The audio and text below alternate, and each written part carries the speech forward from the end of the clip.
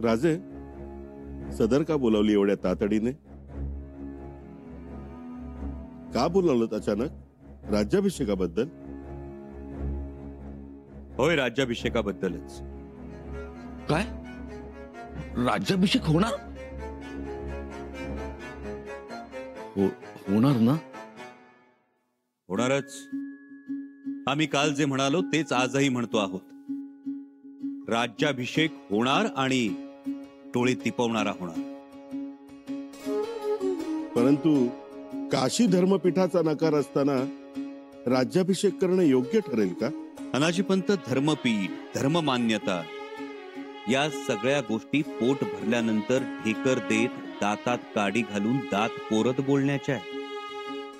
इथे धर्म एकच, स्वराज्य. आणि या स्वराज्य धर्माचा मंत्र सुद्धा एकच, रयतेचं कल्याण. परंतु राजे, आमची भूमिका स्पष्ट आहे अनाजीपंत. जिथे रयतेचं कल्याण असेल तिथे धर्म हा स्वराज्याच्या उंबरठ्याबाहेर असेल. जिथे आमच्या रयतेचं सुख असेल तिथे धर्मातील जातीपातीची संकल्पना स्वराज्याच्या अंगणाबाहेर असेल. परंतु महाराजांनी धर्माचं राज्य स्थापलं. होय हिरोजी काका, आमच्या आबासाहेबांनी धर्माच्याच राज्याची स्थापना केली. पण या धर्माचा पाया होता लोककल्याण, भयमुक्त आणि आनंदी जीवन. म्हणूनच विषमतेवर आधारलेल्या धर्माला आपल्या स्वराज्यात तरी स्थान नाही. जर ही विषमता, हा भेदभाव आपल्या स्वराज्यात शिरकाव करू लागला तर आपलं स्वराज्य पुन्हा गुलामगिरीच्या गर्तेत जाण्याची पायरी ठरेल. आणि म्हणूनच आम्ही तेच धर्मपीठ मानतो ज्यात माणसा माणसांना जोडणारी खळ आहे, माणसा माणसांना दूर करणारा खल नाही. आणि हे गागा भट्ट सुद्धा जाणतात. म्हणूनच त्यांनी आबासाहेबांप्रमाणे सर्वसामान्य माणसाच्या मानगुटीवर अनिष्ट रूढी, परंपरा, अंधश्रद्धांचं गाठोडं कधीच दिलं नाही. त्यांना ठाऊक होतं पूर्वी हे गाठोडं इथल्या मातीतल्या माणसाच्या मानगुटीवर होतं आणि त्या ओझ्यानं तो माणूस इतका दबून गेला होता की त्याला अल्लादीन खिलजीच्या फौजेतल्या घोड्याच्या खुरांनी उडालेला धुरळा सुद्धा दिसला नाही. तो सावधही झाला नाही. मग तलवार उपसणं तर दूरच राहिलं आणि नशिबी आली गुलामगिरी. आणि म्हणून आमच्या आबासाहेबांनी हे सगळं थांबवलं.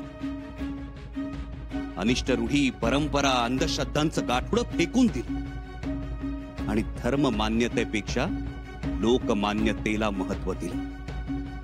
आम्ही सुद्धा ही लोकमान्यताच महत्वाची मानतो. म्हणून पूजा करू तर पावित्र्याची करू, हात जोडू तर दिव्यत्वाला जोडू. शेवटी कष्टानं झिजलेली काया आणि मातीत मळलेली माया आमच्यासाठी महत्वाची. परंतु धर्मपीठ हे धर्मपीठ, त्याचे महत्व धर्मपीठापेक्षा जात्यातून बाहेर पडणाऱ्या पीठाला आम्ही जास्त महत्वाचं मानतो अनाजीपंत. कारण ते माता माऊलींची ओवी ऐकत बाहेर येतं आणि भुकेल्या माणसाची भूक भागवतं.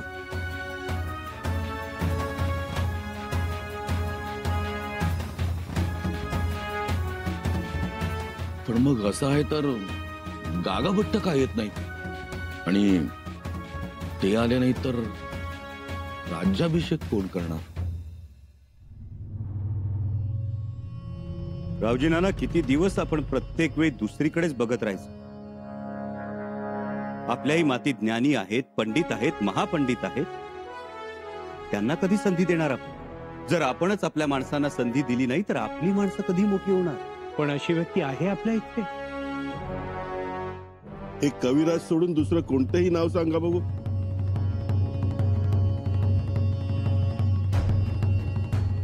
आहे, एक महापंडित आहे.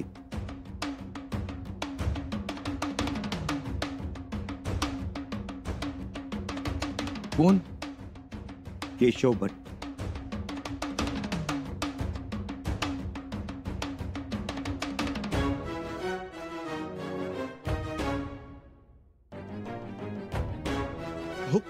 केशव पंडित आणि वेदोनारायण गागा भट्ट यांच्यात बरोबरी होईल का? होईल, नक्कीच बरोबरी होईल. आणि ही बरोबरी आम्ही केलेली नाही, स्वतः गागा भट्टांनी केलेली आहे.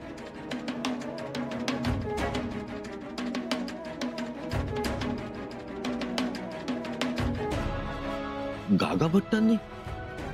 होय, तसं पत्रच पाठवलंय गागा भट्टांनी आम्हाला.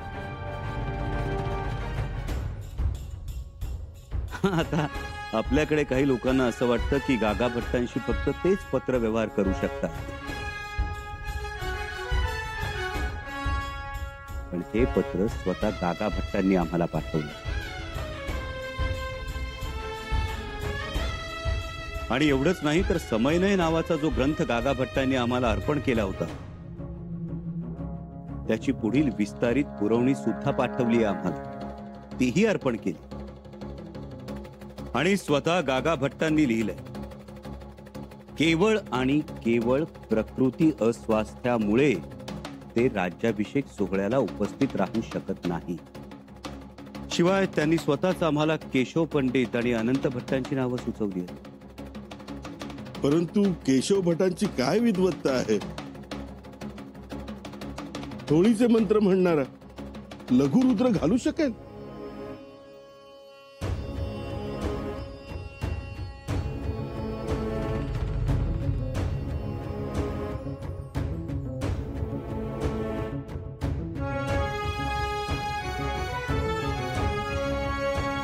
या केशव भट्ट.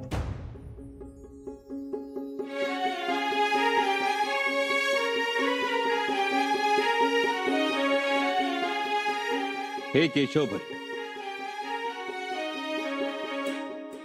यांनी धर्मकल्पलता नावाचा अजरामर ग्रंथ लिहिला. त्यातील दंडनीती हे प्रकरण वर्णनातीत आहे. त्यजन्ति शूर्प दोषान गुणान ग्रहणन्ति साधवः.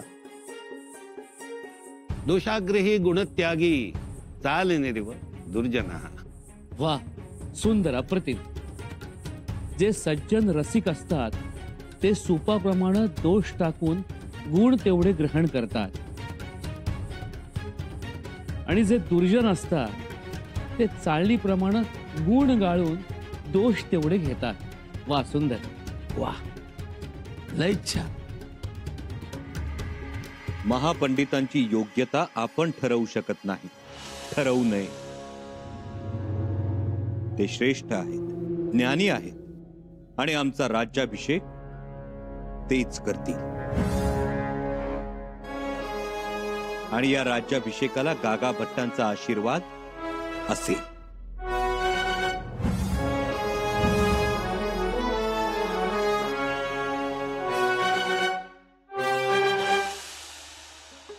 एवढ्या कसल्या हो बैलगाड्या? अहो, आता हे सुरूच झालं. कापड चोपड, कनाती, खवयांची पालं, दुकानं, काही खेळकरी आपापली जागा धरून दुकानं थाटून बसतील. म्हणजे लगभग सुरू झाली म्हणायची. तर भत्ताशीबाई, आपल्यालाही गप्पा बसून चालणार नाही. पदर खोचून काम करायला पाहिजे आता. तुम्हाला कोण काम करू देताय? अहो, मी राणी साहेब. तुम्हाला बंधन, हे करू नका, ते करा, ही पूजा, तो अभिषेक, तरीही करायला पाहिजे. आता तुम्ही एकच काम करा. कोणतं काम मातोश्री? तेवढा सांगावा धाडा माहेरी. पण निमंत्रण तर गेलं असेल सदरेवरून. अहो, ते तर जाणारच, पण आपल्या मायेची माणसं असतात. एकदा का मागे राहिली ना की मागेच राहतात. धाडा सांगावा, खास माणूस पाठवा. आणि मातोश्री, माहेरची माणसं दिसली की तो आनंद काही वेगळाच असतो. हो तर, देव दिसल्यावर जेवढा आनंद होईल ना, त्याहीपेक्षा जास्त आनंद माहेरची माणसं पाहिल्यावर होतो. तो दिसतोय. बघा तरी, गालावर कसा गोंडा फुटलाय ते. ऐकलत का मातोश्री? एक माहेर वाशिण एका सासूर वाशिणीला हे सांगतीये. सुनबाई, मंचकारोहणाच्या वेळेस छत्र धरण्याचा मान शिर्के घराण्याला मिळाला होता. राज्याभिषेकाच्या वेळेसही तसंच घडेल. तसंच घडावं. पण मातोश्री, आमचे दादासाहेब येतील का हो? आहो, का नाही येणार? यायलाच पाहिजे. उलट त्यांना खूप आनंद होईल. तसं झालं तर आमच्यासाठी ती मोठीच गोष्ट. तसंच होईल.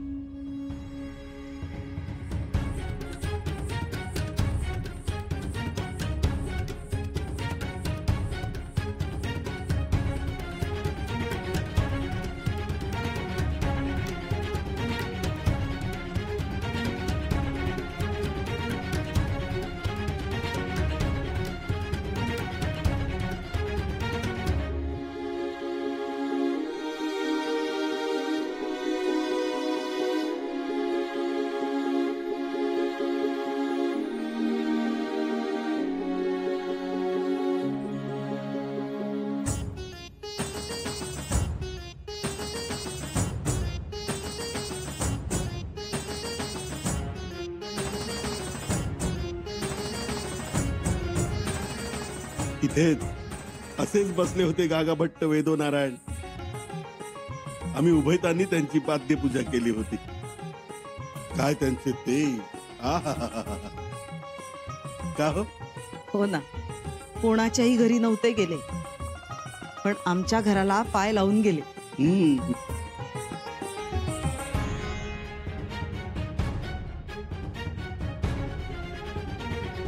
आणि त्यानंतर आज तुम्ही आलात. काय तुमचे ते, काय ज्ञान. वा वा. तुमच्या हातून राज्याभिषेक सोहळा संपन्न होणार, मोठाच आनंद आहे. आनंद, त्यांना आनंद, मला आश्चर्य. आश्चर्य कशामुळे? म्हणजे हेच, गागा भट्ट नाही म्हणाले. एवढे मोठे धर्माधिकारी महापुरुष ते, आणि तुम्ही हो म्हणालात. कसे काय तयार झालात? मुद्दा अगदी स्पष्ट आणि स्वच्छ आहे पंत. ते नाही म्हणालेले नाहीत. म्हणाले केशव पंडित. हे पहा, गागा भट्ट म्हणजे साक्षात वेदो नारायण. त्यांचा प्रत्येक शब्द हा अगदी लख असतो. ते नाही म्हणाले ते राज्याभिषेकाला नाही, त्यांच्या येण्यास नाही म्हणाले, आणि ते देखील प्रकृती अस्वास्थ्यामुळे. अहो, त्यांना शाक्तपंथीय शंभूराजांचा राज्याभिषेकच मान्य नाही. म्हणजे असं कानावर आलंय. अहो, काय बोलताय तुम्ही? तुम्ही स्वयंपाकाचं बघा बघू. केशव पंडितांना पोळीवर रवाळ तूप लागतं. जा जा बघा.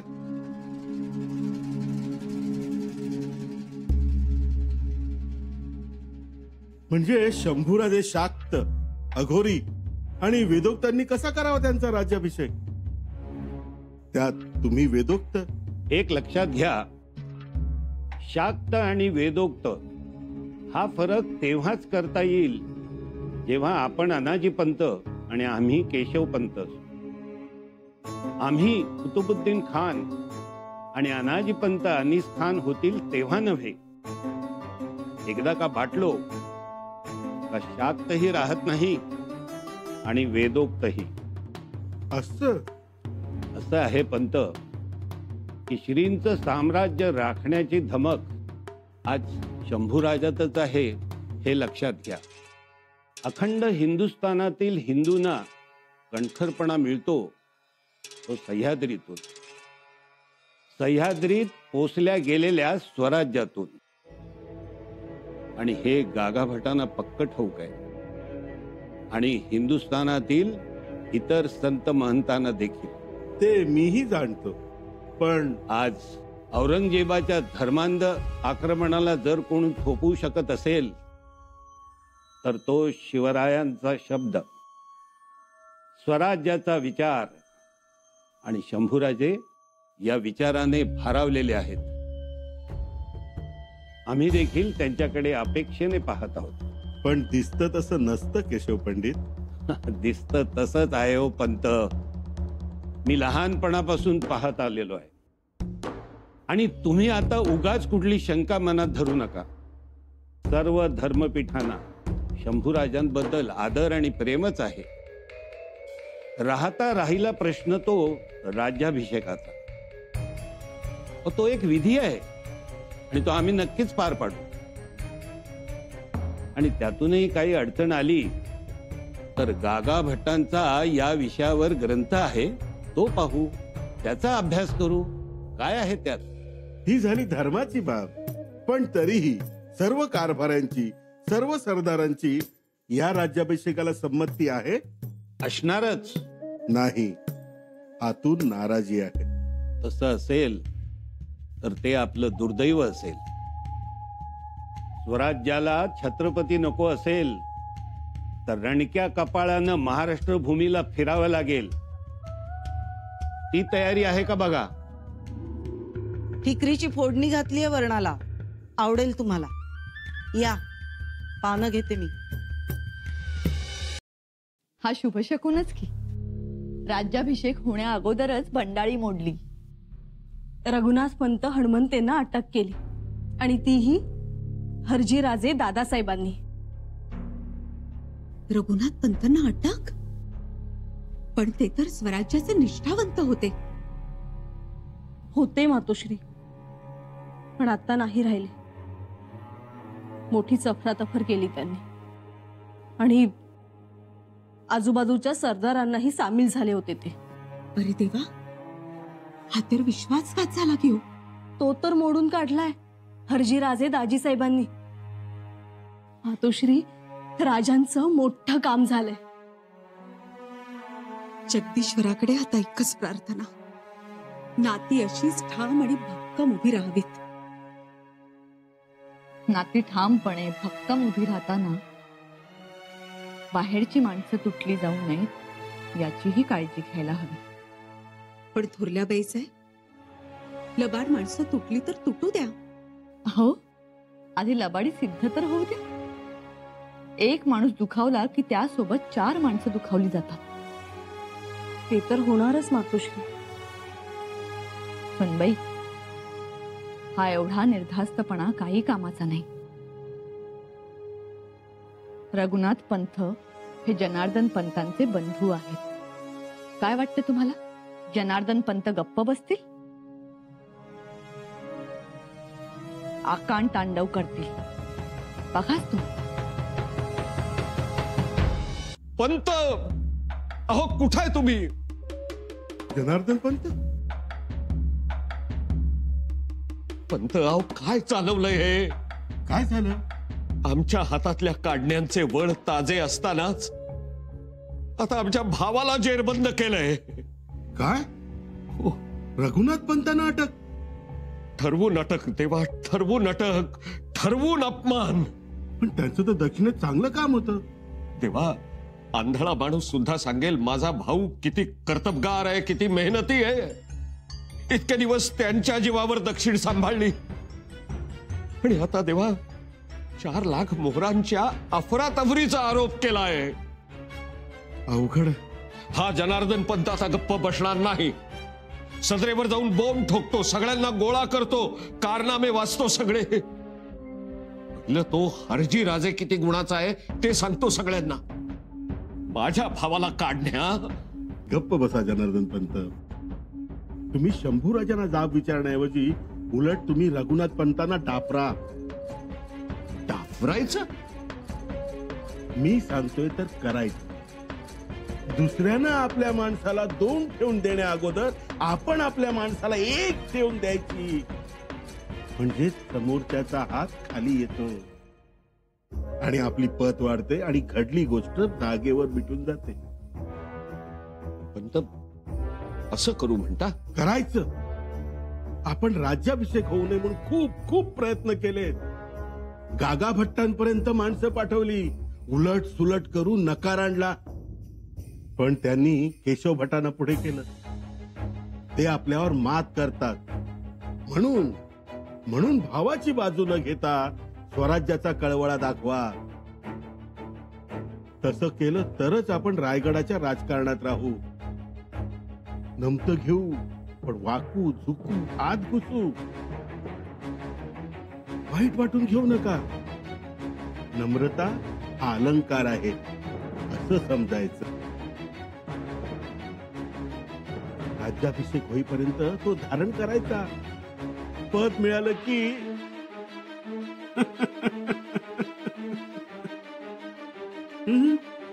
धीरानं घ्या.